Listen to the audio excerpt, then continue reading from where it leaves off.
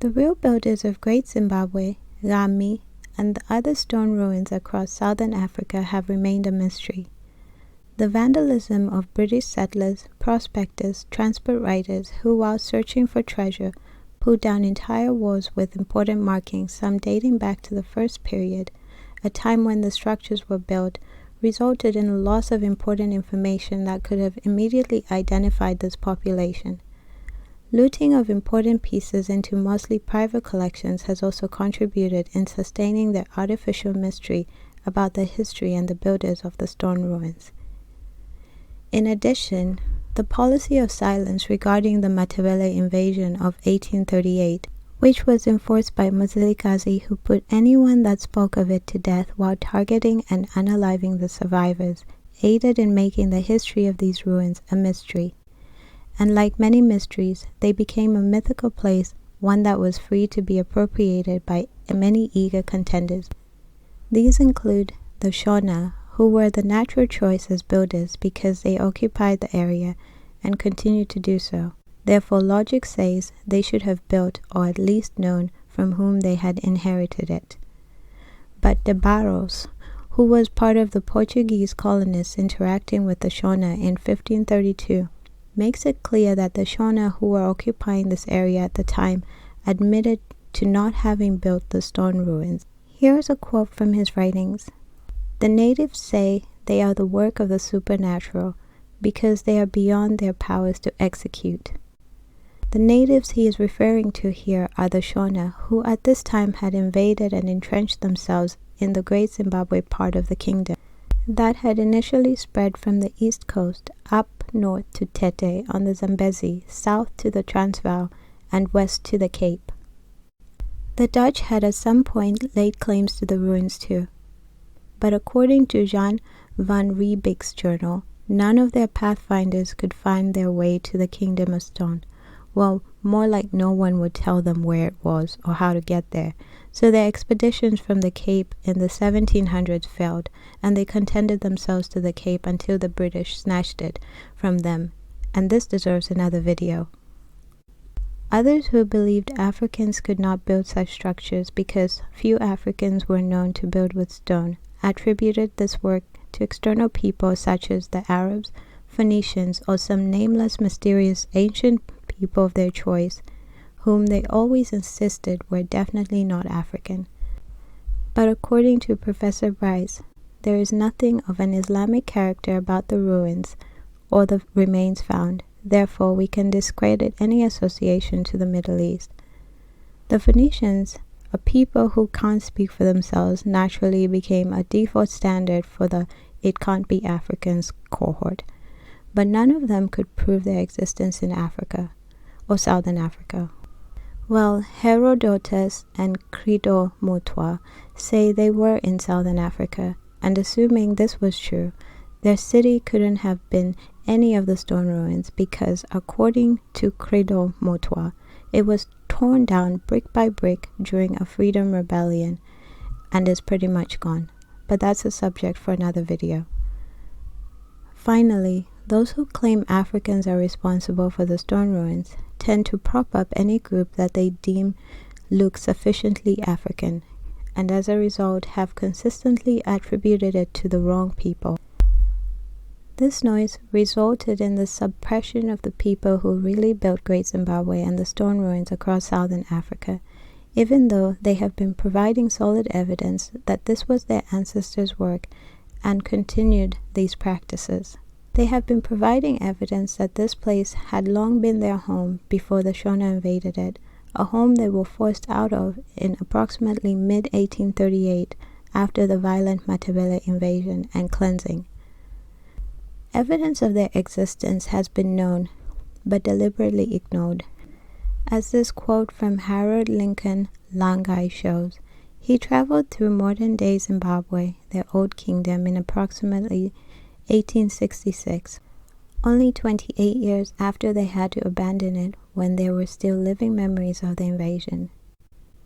This is a quote.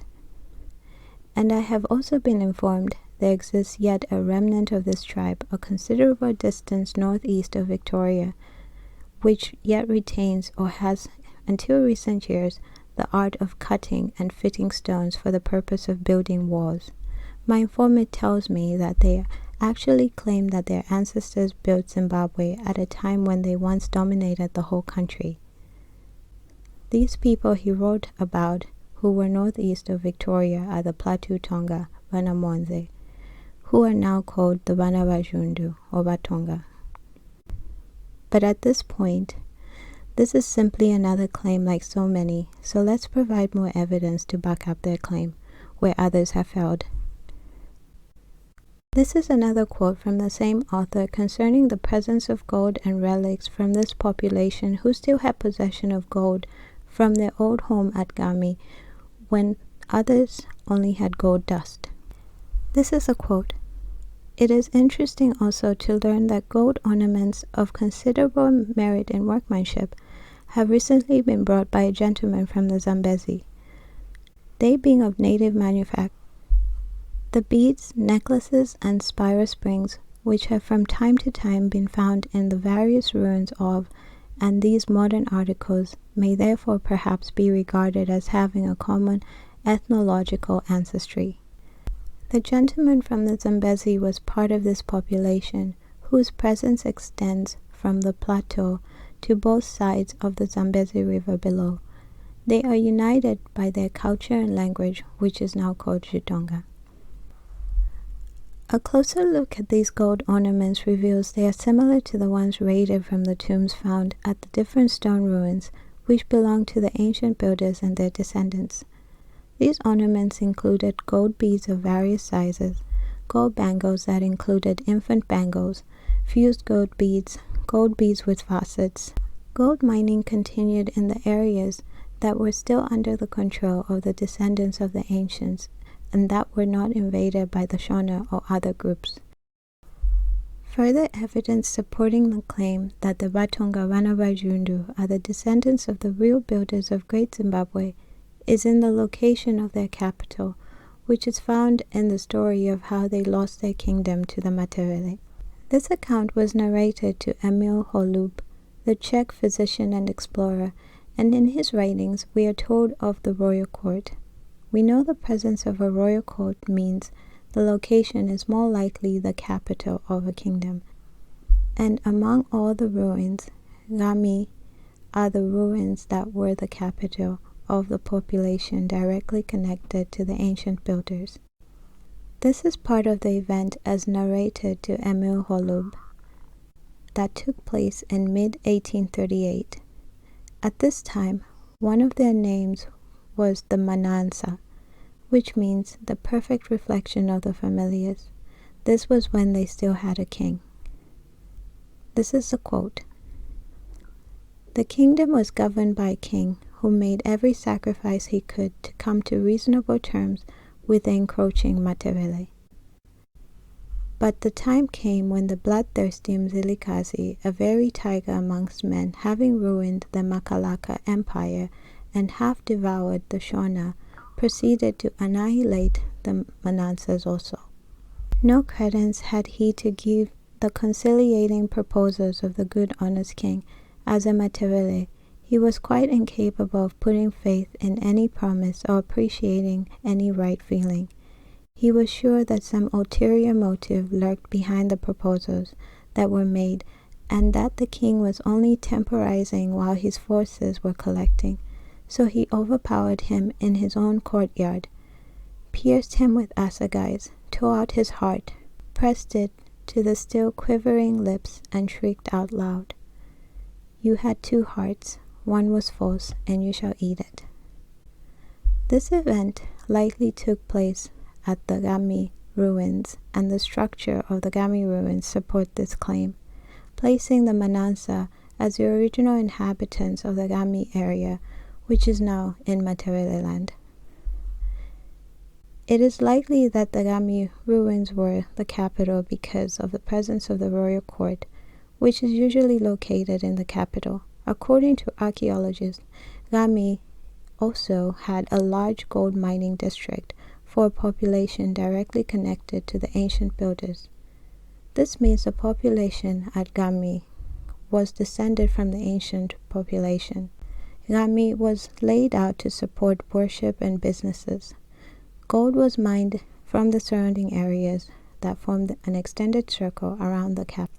And since only Khami had evidence of gold smelting, which meant all gold from surrounding areas was brought to the capital, which was most likely done to keep it out of the invading Mashona and other groups.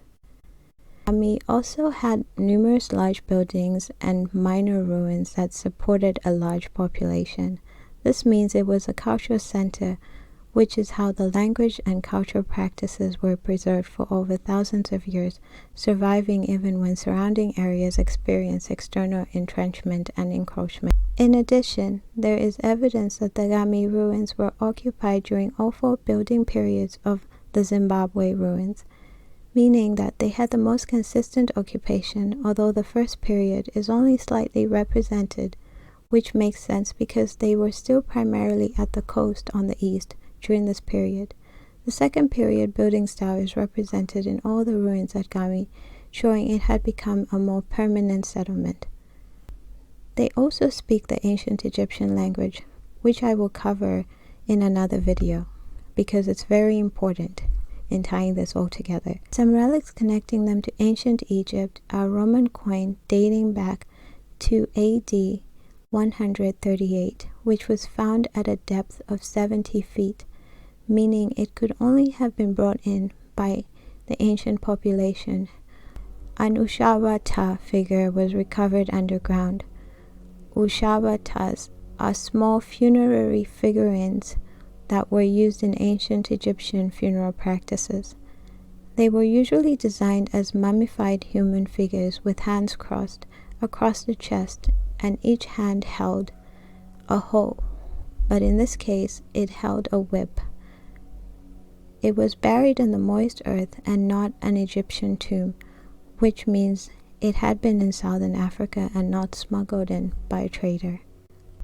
Further evidence that the builders of Great Zimbabwe are the ancestors of the Vatonga Vana Vazhundu is that the buildings of the first period, which were more permanent, had the best workmanship and were built closer to the coast and were the first area of settlement by their ancestors. The Vatonga Vana Vazhundu are connected to this population because their oral tradition says they originally lived in large cities near the coast to the east, which they called Luihi, meaning our great marvel or beauty. It is an expression that implies the Indian Ocean. They say this was their home before they migrated inland.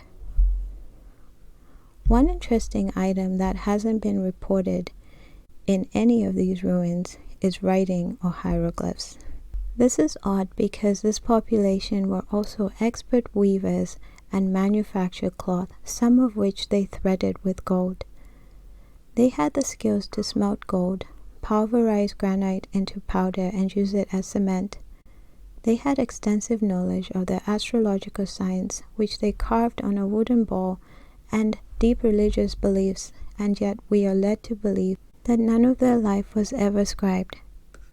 Even though they clearly had an idea of the concept of writing and its importance, its use in communication, because when Emil Holub was interviewing the Manansa, he asked them what happened to the survivors, and they refused to tell him, because they were afraid, according to him, he would write it in his lugwalo, which loosely translated means writing pad, book, or letter, and in doing so, he would give them up to Mzilikazi. The interesting thing here is that they had the language word for a book or letter, and it stands to reason that they must have been aware of what a lugwalo or writing pad was used for, since a person's vocabulary reveals what they value and what they have an awareness of.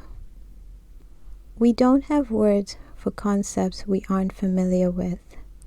Right now, some alien race has a thingamajig we don't understand, and we have no word to describe it because we aren't familiar with it. We will make up one for it once we realize its function. But the Manansa used a word known to every Jutonga speaking person, and every Jutonga person basically, which means it wasn't a word they had just invented but inherited, which points to the presence of written works among them, which may yet to be found. This is just a theory for now, but I mean, if they were in touch with Old Egypt as shown by the presence of the Roman coin, then they should have been writing, because the language preservation has been outstanding for a strictly oral language. Or maybe a high population in close proximity to one another will always better preserve a language. I guess we'll find out. I hope you enjoyed this video, and if you did, please like and subscribe.